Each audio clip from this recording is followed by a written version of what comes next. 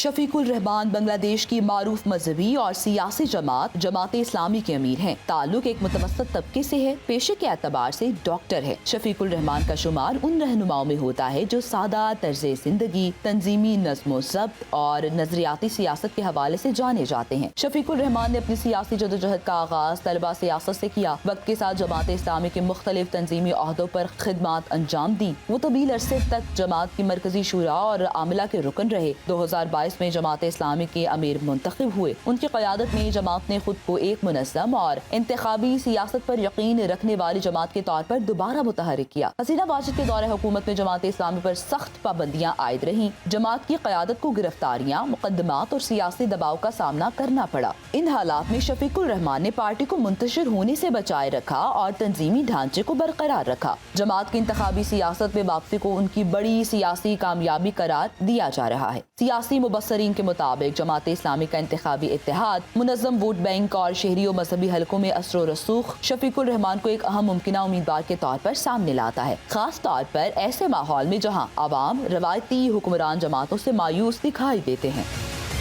شفیق الرحمان بنگلہ دیش کی معروف مذہبی اور سیاسی جماعت اسلامی کے امیر ہیں۔ تعلق ایک متوسط طبقے سے ہے، پیشے کے اعتبار سے ڈاکٹر ہے۔ شفیق الرحمان کا شمار ان رہنماؤں میں ہوتا ہے جو سادہ طرز زندگی، تنظیمی نظم و ضبط اور نظریاتی سیاست کے حوالے سے جانے جاتے ہیں۔ شفیق الرحمان نے اپنی سیاسی جدوجہد کا آغاز طلبہ سیاست سے کیا۔ وقت کے ساتھ جماعت اسلامی کے مختلف تنظیمی عہدوں پر خدمات انجام دی۔ وہ طویل عرصے تک جماعت کی مرکزی شورا اور عاملہ کے رکن رہے۔ 2022 میں جماعت اسلامی کے امیر منتخب ہوئے۔ ان کی قیادت میں جماعت نے خود کو ایک منظم اور انتخابی سیاست پر یقین رکھنے والی جماعت کے طور پر دوبارہ متحرک کیا۔ حسینہ واجد کے دور حکومت میں جماعت اسلامی پر سخت پابندیاں عائد رہیں۔ جماعت کی قیادت کو گرفتاریاں، مقدمات اور سیاسی دباؤ کا سامنا کرنا پڑا۔ ان حالات میں شفیق الرحمان نے پارٹی کو منتشر ہونے سے بچائے رکھا اور تنظیمی ڈھانچے کو برقرار رکھا۔ جماعت کی انتخابی سیاست میں واپسی کو ان کی بڑی سیاسی کامیابی قرار دیا جا رہا ہے۔ سیاسی مبصرین کے مطابق جماعت اسلامی کا انتخابی اتحاد، منظم ووٹ بینک اور شہری و مذہبی حلقوں میں اثر و رسوخ شفیق الرحمان کو ایک اہم ممکنہ امیدوار کے طور پر سامنے لاتا ہے، خاص طور پر ایسے ماحول میں جہاں عوام روایتی حکمران جماعتوں سے مایوس دکھائی دیتے ہیں۔